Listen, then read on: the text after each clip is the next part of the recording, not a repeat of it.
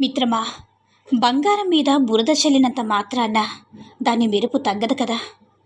అలాగే సంస్కారం లేని వ్యక్తులు నీ గురించి ఏం మాట్లాడినా సరే అస్సలు విలువ తగ్గదు. బంధం అంటే విడదీయడం కాదు, విడిపోయిన మనుషుల్ని అతికించడం.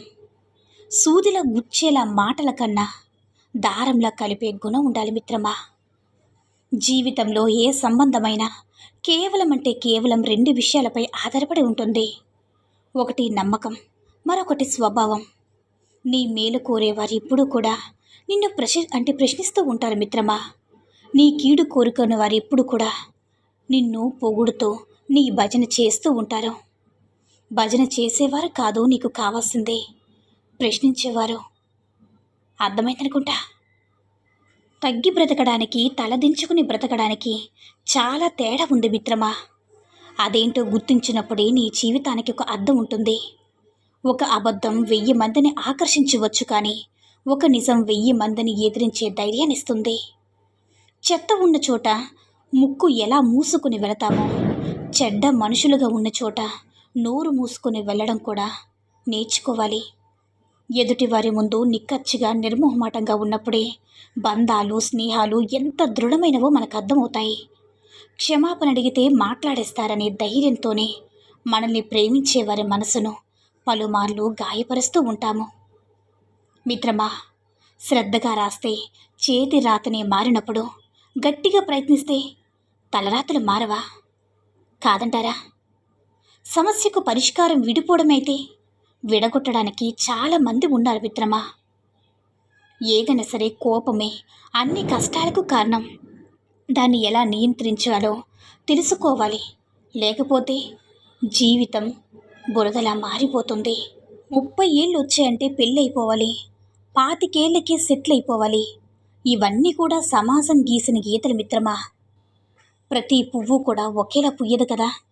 ఒకరికి 20 ఏళ్ళకే సక్సెస్ రావచ్చు, మరొకరికి 50 ఏళ్ళు రావచ్చు, అంటే 50 ఏళ్ళకు రావచ్చు.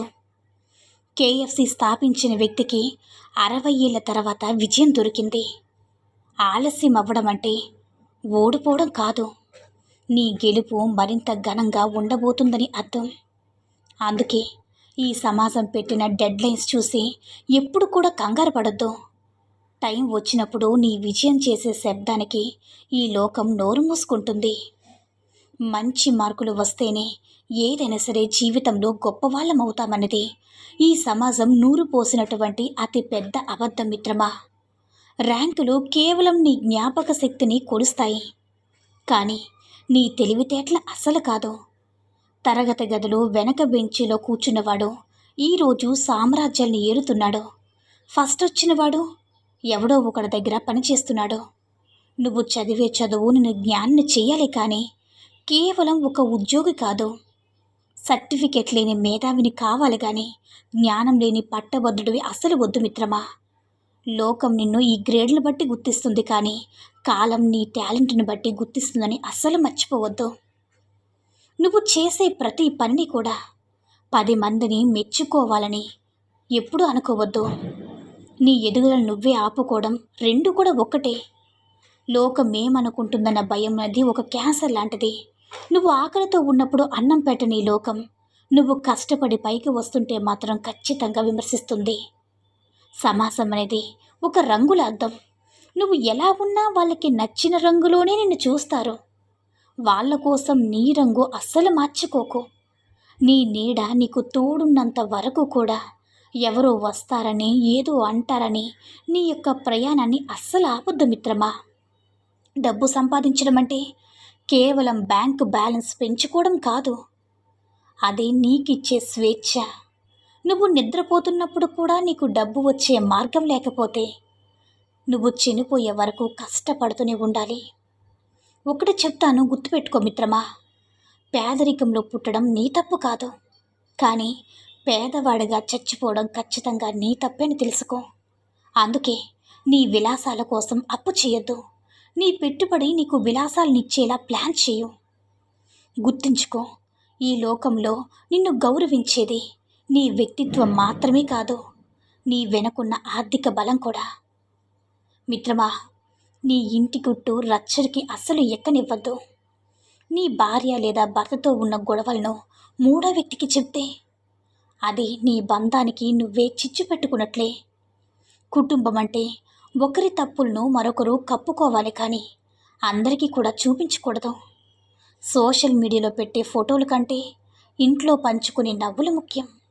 అందుకే నీ సంతోషాన్ని గోప్యంగా ఉంచు. ఎందుకంటే కంటికి కనిపించే ప్రతిదీ కూడా నరుల కంట్లో పెడితే నీ కుటుంబం దిష్టికి గురవుతుంది. అన్నీ భరిస్తూ మౌనంగా ఉండేవాణ్ణి సమాజం మంచివాడు అంటుంది. ప్రశ్నించేవాణ్ణి పొగరబోతూ అంటుంది. కానీ గుర్తుంచుకో, అన్యాయాన్ని భరించడం కూడా ఒక నేరమే అని. నీ మంచితనం నీ చేతకానితనంగా ఎప్పుడు కూడా కాకూడదు మిత్రమా. అవసరమైన చోట గొంతు ఎత్తాలి. ఈ లోకం నిన్ను తొక్కుకుంటూ వెళ్ళిపోతుంది. సంస్కారంగా ఉండడం అంటే బానిసగా ఉండడం కాదు కదా. సింహం గర్జించినప్పుడే దానికి అడవిలో విలువ ఉంటుంది. అది మౌనంగా ఉంటే కుక్కలు కూడా వెంటపడి దాన్ని చూసి మరుగుతాయి మిత్రమా. కాబట్టి నీ విలువని నువ్వే కాపాడుకో. జీవితం నిన్ను కింద పడేసినప్పుడు నువ్వు ఎంత వేగంగా లేచావన్నదే ముఖ్యం.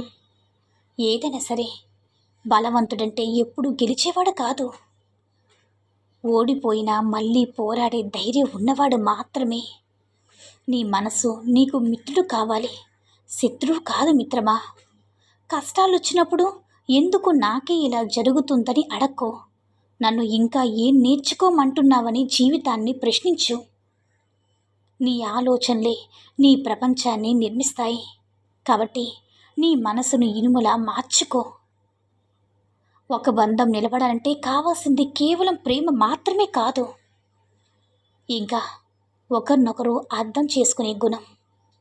ఎదుటి వ్యక్తిలో తప్పుల్ని వెతకడం ఆపి వారి బాధ్యతను అర్థం చేసుకోవడం మొదలుపెట్టినప్పుడు ఆ బంధం స్వర్గమయం అవుతుంది. మాటలు అర్థం చేసుకునేవారు చాలామంది ఉంటారు మిత్రమా, కానీ నీ యొక్క మౌనాన్ని అర్థం చేసుకునే తోడు దొరకడం మాత్రం నీ యొక్క అదృష్టమే. కాబట్టి గెలవాల్సింది మాటల్లో కాదు, అవతలి వ్యక్తి యొక్క మనసులోని గుర్తించుకో. నీ జీవితాన్ని ఎదుటివారి సోషల్ మీడియా పోస్టులతో అస్సలు పోల్చుకోకు. ఎందుకంటే ఎవరి పోరాటం ఆడది, ఎవరి ప్రయాణం వారిదని గుర్తుపెట్టుకో. ఆకాశంలో సూర్యుడు చంద్రుడు ఇద్దరు కూడా ప్రకాశించేవారే.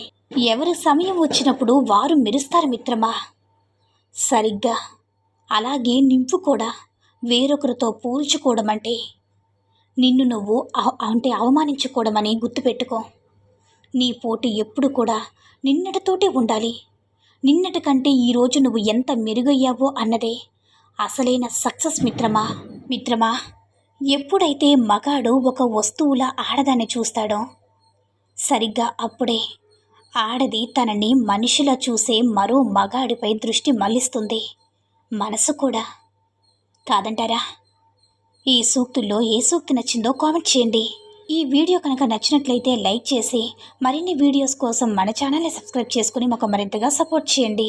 ధన్యవాదములు.